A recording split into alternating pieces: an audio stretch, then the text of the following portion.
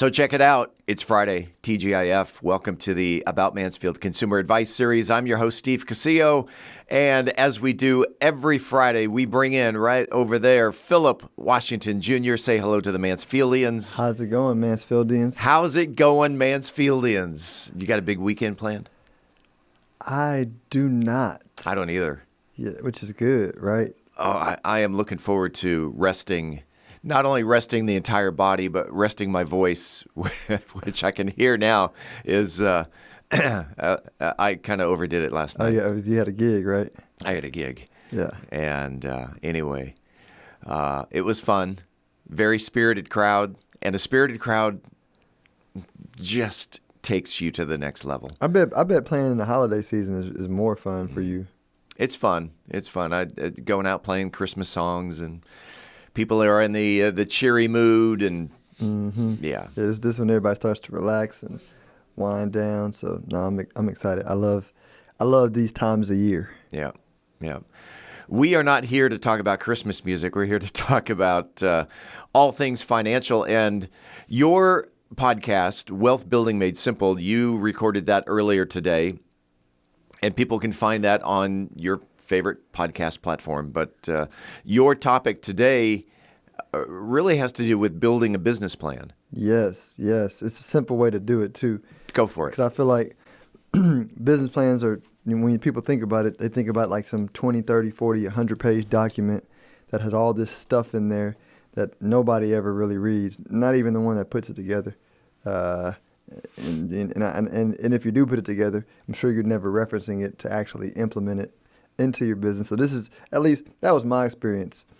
And so this is a simple way that I learned to build business plans for my different business ideas over the years.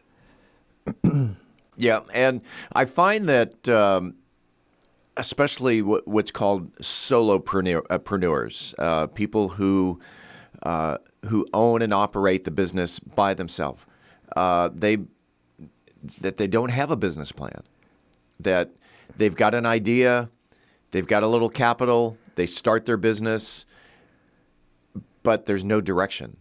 Yeah. Because they didn't build that plan ahead of time.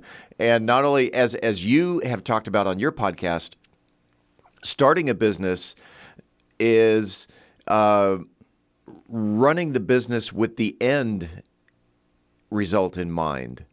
No, 100%. Like I like to think about, and this is an evolving thought that I've just evolved and fine-tuned over time. But like you said, I like to build businesses with the lifestyle that I want to have in mind on the front end, and then start it from that aspect, right? So meaning like if you want to build a business that makes money and gives you free time, then just build free time into the business plan, right? Build free time into how you execute the business, right? Put parameters around it. Say, hey, if I'm going to build this business and I only want to work 40 hours a month, right? Then let me think about businesses that allow me to do that versus thinking about the money and then building a business and then trying to do that later. Right? All right, Phillip, serious question. Yes. How can I work 10 hours a week? Yes. So it's like you said, starting with the end in mind. So it's saying, all right, I need to find a business that has a big pain point that people are actually going to need. Because I think a lot of people build businesses based on past performance. So they say, oh, this type of business worked. This person made my friend lots of money. Oh, this business is a no-brainer. Everybody makes money on this business. And but at that point in time, it's a commodity business, right? Which means like it's going to require lots of capital or lots of hours worked, versus if you are solving a problem that's a big pain point for people right now, and there's not a lot of people solving the problem, right? I like to think, what doesn't make sense to me, right? That question, what doesn't make sense to me, allows you to find ideas that are ripe for a good entrepreneur who's going to answer that problem for lots of people. Because if it doesn't make sense to you, it doesn't make sense to a lot of people. Right. You built as an example on your website, or I'm sorry, your podcast, again, Wealth Building Made Simple. You gave an example of pretty much a consultant who links people who are applying for student loans or people who are going into college and linking them with how to.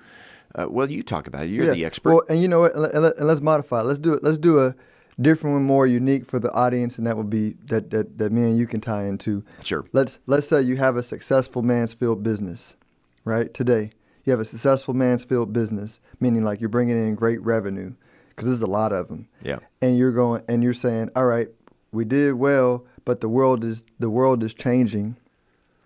I'm saying you're an entrepreneur, and you're in Mansfield, and you're looking at all these businesses that are thinking that thought, right? So I'm going somewhere for a second. So there's a lot of businesses with lots of resources that are thinking that thought, and you go, business is changing, and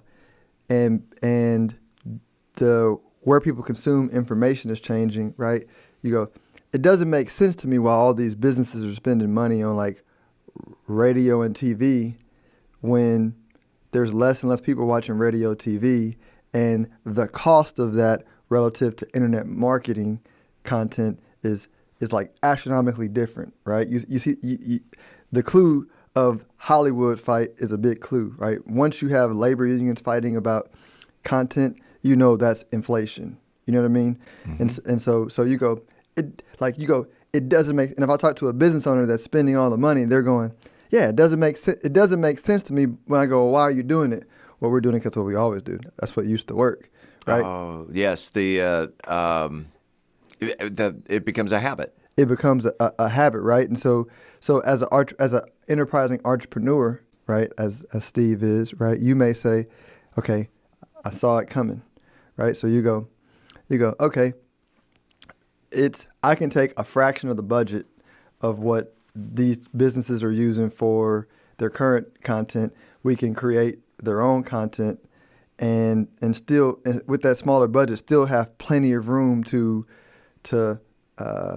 draw people to the content through Facebook ads, through influencer marketing, right? Through being on other people's podcasts, which there's ways to do that like for free, right? But there are studios, i.e. Podcast Mansfield, right, that can look at your ad spend and say, oh, this is a true story. I mean, literally spending hundreds of thousands a year, right?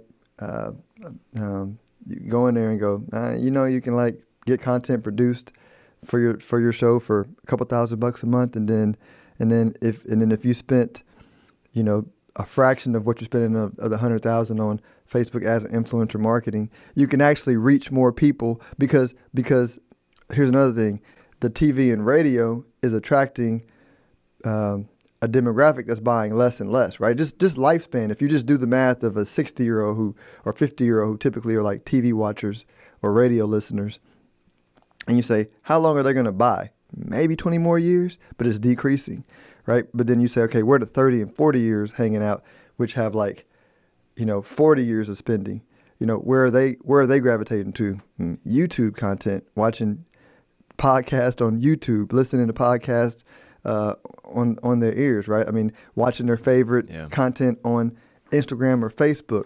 and people are going, I know that, right? I know that. Well, why are you not spending the money? Because TikTok. of habits. And TikTok too. And because of habits. But if you're in the middle building a business where you're bridging the gap, you become like the best business is where you become currency, right? You become a medium of exchange, right? You connect the businesses with the medium to make money, and you take a little bit of vig, but everybody wins because they're still spending less than what they're spending doing a thing that everybody else is doing just because it's what it used to be done. And there's a million businesses like that where you go, this doesn't make sense. In getting to that result of working 10 hours a week, how important is it to build your team? And because I see you've got your marketing department, your production department, you've got and so on, your sales department, which really goes back to Robert Kiyosaki of let other people generate income for you. Talk about building a team. Yeah. So once you have the model right and you're solving a big problem, then you're going to get then you're going to get lots of money that comes in. And then going back to what I was saying before, if you know that you want to only work 10 hours a week, then you can back into how many clients do you need to generate the revenue you want, plus hire a team, and then sticking with those clients, because even in today's economy, since everybody works digitally, like going back on my example, even now, you can technically just go get clients, partner with a studio like Podcast Mansfield, have them do the production work. You take a percentage of what you sell for that, and then and then you never it's a lot of ways to do it, and we probably can't say it in 10 minutes. But I mean, the way is you find a team, right? If you can create the vision, and then your vision includes solving a problem for the customer, and then solving a problem for vendors, right? Then you're just getting paid for putting everybody together. This is why I talk about it being a medium of exchange. Like if you become the medium where you go, like an entrepreneur and a good investor, like doesn't actually ever need to do any work, right? You can just look at the problem and then say, okay, they're spending too much money over here. They can spend less money by doing this and get more profit. All right. What are the components that need to be involved in that process? This, and this. All right. Can I charge them this amount and still save them money and help everybody? Yes. And let me just put everybody together. Well, isn't that that's the job of an entrepreneur is finding the problem and creating a solution? That's exactly that's what they get paid to do. That's why entrepreneurs are so rich and wealthy, the good ones, because some people are sole proprietors, right? But not entrepreneurs, right? A sole proprietor is just somebody who, what do you call that? I forget how Robert Kiyosaki calls it, but it's like you are working for money, but money's not working for you. You know what I mean? Versus in this scenario, like everybody's working for your vision, and since it's your vision and you put it together, like you get paid for it. You know? Right. And even let's take it all the way down to a restaurant. What's the problem? I'm hungry. What's the solution? I'm feeding you. That's a very simple, very basic way of stating that the entrepreneur and you have to obviously deliver a good product or a good service. Mm-hmm.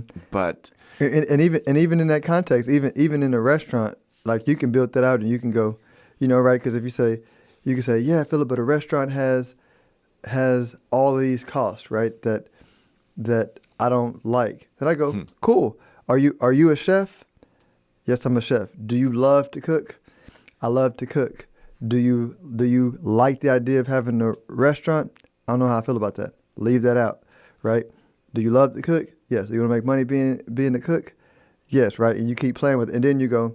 There's no rule that says you have to have a restaurant, right? You can book private, like you can build your brand as a chef, creating videos on the internet, showing your recipes. You can build a follow-up and an email list, and then you can launch private dinners that you charge $200 a ticket for, sell out tickets in advance, which allows you to go buy everything you need in advance and rent a spot, and then you just get paid to cook with no overhead, right? And then by the way, then you just build up your savings, and if you want to, you buy a food truck and have somebody run it. If you don't, whatever, keep doing what you're doing. If you want to eventually buy a building and buy a restaurant, you can over time, but you don't have to, right? I think the bigger picture of building a business plan as simple as just break all the rules and start with how do I want to do this where it's enjoyable, right? And then just build your world around that versus building your world around what you think you have to do because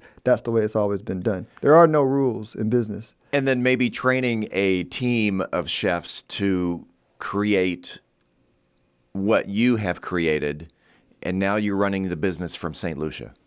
You can. Infinite ways to do that if that's what you like, right? And I'm only saying it because some people might no, I actually like cooking.